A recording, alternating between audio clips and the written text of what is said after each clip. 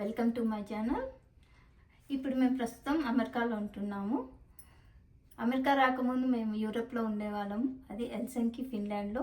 మా అబ్బాయి ఫినిష్ స్కూల్కి వెళ్ళేవాడు. అక్కడ ఫినిషే లాంగ్వేజ్ ఉండేది, ఫినిష్ లాంగ్వేజే. అక్కడ కొన్ని వర్డ్స్ నేర్చుకునేవాడు స్కూల్లో. స్కూల్ నుంచి వచ్చినాక నాకు చెప్పేవాడు. అలా నేను కొన్ని నేర్చుకున్నాను. ఆ క్లిప్ మీకోసం చూసేయండి. ఇది వీడియో. Come speak. హాయ్. ఫినిష్లో కొన్ని పదాలు చెప్తాము.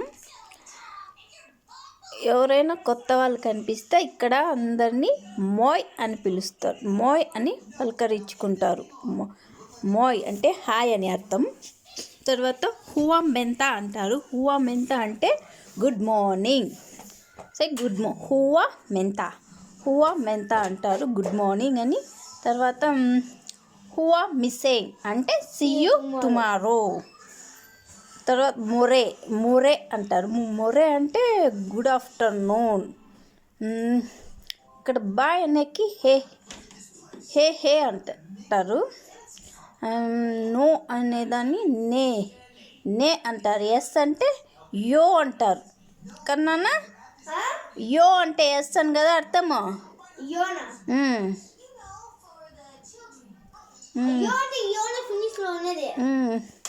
మా అబ్బాయి అండి ఇక్కడ ఫినిష్ స్కూల్లో చదువుతున్నాడు.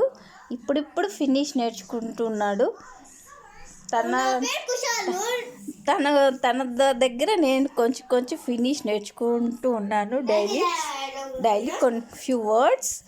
అండ్ ఇక్కడ కొత్త అని లేదు, ఎవరు కనిపించినా మోయ్ అని పలకరిస్తారు. అది ఇక్కడ సంప్రదాయం. మోయ్ అని అంటే హాయ్ అని పలకరించుకుంటారండి. ఇంకా థ్యాంక్స్ అనే చెప్తానికి ఏమంటారు, కీతోస్ అంటారు. కీతోస్ అంటే థ్యాంక్స్ అని అర్థం. థ్యాంక్ యూ అని అర్థం కీతోస్ అంటే. ఇంకేమంటాను, ఇంకా కొన్ని వర్డ్స్ చెప్పు నాకు. సిస్టర్ని సిస్కో అని పిలుస్తారండి ఇక్కడ. సిస్కో అంటే సిస్టర్స్, అక్కని సిస్టర్ని సిస్కో అంటారు. ఇక్కడ ఎక్కువ ఐఎన్ఐ నీ ఎక్కువ ఉంటుందండి. ఫినిష్లో లాంగ్వేజ్ ఫినిష్ అండి. ఇక్కడ చాలా చలి, మొత్తం ఎక్కువ చలి. ఇయర్లో 1 month ఉంటుంది అంతే ఎండ. ఇక్కడ ఒక్క ఆగస్టులో మాత్రం విపరీతంగా ఎండ ఉంటుంది. తర్వాత అంతా కూలే. చలి ఎక్కువ. ఎప్పుడు జర్కిన్స్ వేసుకొని ఉండాలి.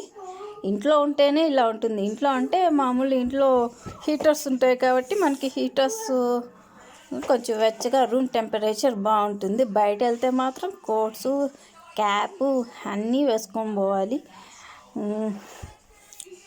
గ్లౌజులు, క్యాప్స్, కోటు, ఇన్నర్ వేర్ అన్నీ టైట్ వేసుకొని వెళ్ళాలి. లేకపోతే చలి చాలా ఎక్కువగా ఉంది ఇక్కడ.